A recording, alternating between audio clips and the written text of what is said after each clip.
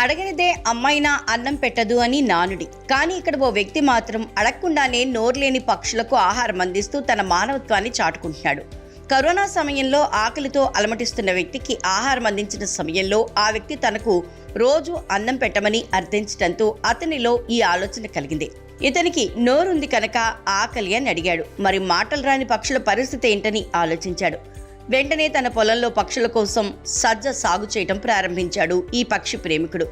కర్నూలు జిల్లా ఎమగనూరు మండలం గుడికల్ గ్రామానికి చెందిన దేవదాసు తెలుగుదేశం పార్టీ మండల ప్రధాన కార్యదర్శిగా ఉన్నారు.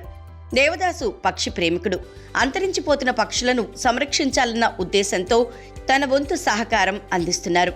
ఊర్లో అందరూ పత్తి, వరి పంటనే సాగు చేస్తుండటంతో పక్షులకు గింజలు దొరకటం కష్టంగా మారింది.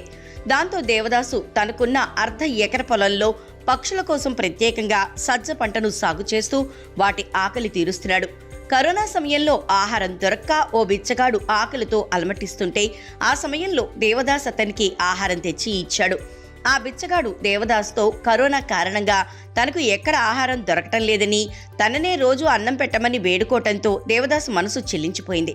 మనుషుల పరిస్థితే ఇలా ఉంటే నోరులేని పక్షుల పరిస్థితి ఏంటనే ఆలోచన వచ్చింది. వెంటనే తనకున్న పొలంలో పక్షులకు సజ్జ పంట వేశాడు. 2.5 ఏళ్లుగా ఇలా పక్షులకు ఆహారం అందిస్తూ అందరికీ స్ఫూర్తిగా నిలుస్తున్నాడు.